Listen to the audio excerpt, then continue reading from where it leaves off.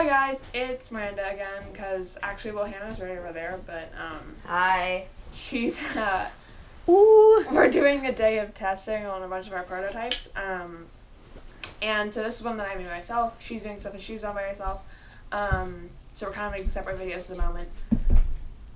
She's here. Today is a bracelet. It's something that I want to try forever. It's a bracelet made out of these little tabs that you pull off soda cans. Like, you know when you open a soda can bottle, or pop can, some you call it? I don't know. That's weird. Soda can. Let's call it soda can. You pull these off, and then you just, like, bend it back and forth for a bit, and it comes off. And so we made this really cool bracelet. Actually, I made this really cool bracelet. Out of yarn and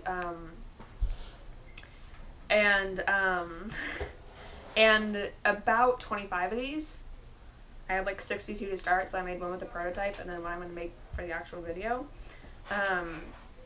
It does take a while to collect, but if your parents, like, you know, if you have a sibling who drinks a lot of soda, or if you drink a lot of soda, or your parents drink a lot of soda, or beer, or canned things, what else goes in, like, cans?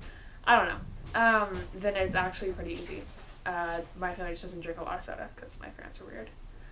Anyways, so what you're going to need to do this is about 25 of these.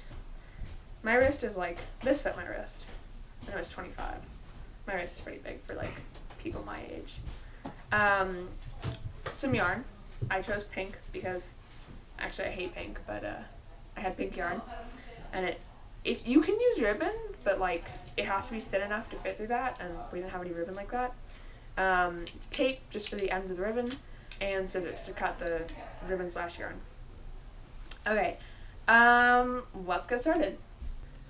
So first what you're going to do is you're going to measure a good length of yarn. I cut a length of like 6 feet or 5 feet, but because I just used Hannah, because Hannah's 5 feet tall, and I had to stand on one end and then I just cut the other. I cut 5 feet of yarn. You only need about 4, so I'm going to go with like my arm span. My wingspan. I love wingspans. I'm a magic bird. You're going to cut that. You're done with your scissors. You're done with your yarn. You have your length of yarn. Okay. So what I found out was that the ends of the yarn, if you're using ribbon, then it doesn't really matter. The ends of the yarn kind of fray as you shove them in and out of the holes. So I just used a little bit of tape, and I kind of carved it. I pulled it around.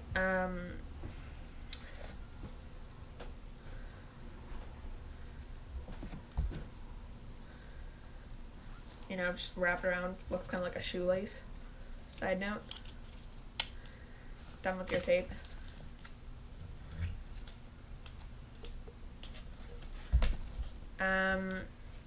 Then once you have both sides.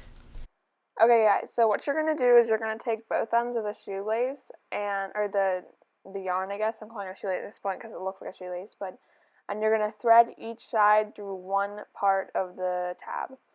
So you're going to thread one through the bottom, one through the top, and just pull all the way to the end. You want the rough side to be the side where the strings are coming out, because you want the rough side to be on the inside of the bracelet, so you don't, like, you know, scratch up your entire wrist. So then you're going to take the next one, and you're going to kind of line it up with the first one, so that half of it is on top of the first one, and half of it is kind of off the edge. And then you're going to take and you're going to line the rough sides against each other, so that, you know, the bracelet will be smooth. And you're going to thread it through, we're going to thread the top one that you used on the first one, the top on the second one, and then back through the first one. So they're kind of like woven together. And you can still, like, kind of, the newer one is kind of like, you're able to move it back and forth and stuff. But you want to make it, like, them be able to weave back and forth. Okay, then you're going to take a next one and basically do the same thing, except this time you're going to lace the yarn through the top hole and into the one you just threaded and not the first one. And same with the bottom hole, so that they're going to be, so that the third one connects to the second one and the second one connects to the first one, effectively connecting the third to the first. And that's what you basically use the rest of the bracelet. Okay, so guys, you're going to keep doing that for a while. Do keep careful track of what you're doing, because if you have a mess up, it's going to be really hard to get back on track. But so this took me about, I would say, 52 hours. Okay, Hannah keeps interrupting me. In truthfulness, this took about 20 minutes. So I was like listening to music and jamming out, and Hannah and I we were doing this like day of prototype testing. So the original, like, we were just, listening to music and chatting and discussing our plans for other videos and stuff. But it was something that I could do with my hands while I was like having other conversations. So, if you're hanging out with your friends and you guys are all watching a movie or watching TV, or you're like, playing a board game or whatever, it's something you can do on the side if you don't have to be like fully involved with whatever else you're doing. I suggest you watch TV or play music. I mean, it took me 40 minutes to make 2 bracelets, so if you want to make like matching ones for you and your friend, then, just watch like an episode of Revenge or Once Upon a Time or whatever you guys watch. I don't know. I watch those shows. Those are good shows. Or Grey's Anatomy, as Hannah suggests. And you're going to you want to measure once you feel that you don't need to measure every, like, 3 things, but, like, once you feel that it's long enough, you're going to want to measure for it to be about your wrist. Keep in mind that it's not something you can, like, fasten, so it's something you're going to slip on and off of your wrist. So it has to be something that's loose enough that will fit around your hand, but don't make it, like, really big so that it just falls off your hand whenever you move your hand. Sorry, I just dropped something. So, yeah. And you're gonna kind of just measure around your wrist. That's what I did. I used Hannah's wrist, really. But so, guys, this is it. I think at the end it took about 24 of these because I wanted to make it even. But it's pretty damn cool. Alright, so, Hannah, can I borrow your wrist when you're done? 1 second. So, you're gonna grab someone's wrist. Ow, it's hot. And it smells. No. Guys, okay, so come on, karate choppy. Ow, it hurts. Stop being a whiny pants. Okay, so what you're gonna do is you're gonna thread one of the laces through the bottom, and then of the end of the one that you started with, which is gonna be like, ended off. I need to know that you can bother me all you want. Our friend is like freaking out because she wants to know the summer reading book, and we just keep confusing her with a bunch of different books. Well, I'm texting her from your... No, don't text her on my phone. My phone's locked. Ha. Mine fell down a river, okay? We're safe. Okay.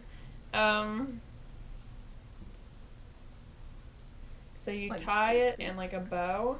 I tie a bow. You can tie a knot if you don't like knots, or if you don't like bows, or if your bows suck. Don't do it too tight, because I have to be able to take it off. Yes. Good note, Hannah. Be able to loosen it, because you don't want to have your friend be wearing soda can tab handcuffs forever, because that would suck for them, and they would probably never trust you again. Yep. My door just... Ah! Okay, so what you're going to do is you're going to take your scissors and cut your excess. I had some excess because I just kind of guessed on how long the string would be. So if you did that, just kind of a little bit excess. But then you and your friend have like friendship bracelets for Evs because you made them yourself and you're that awesome. Alright, guys, it's been fun. See you again next week or whenever we post a video. Bye.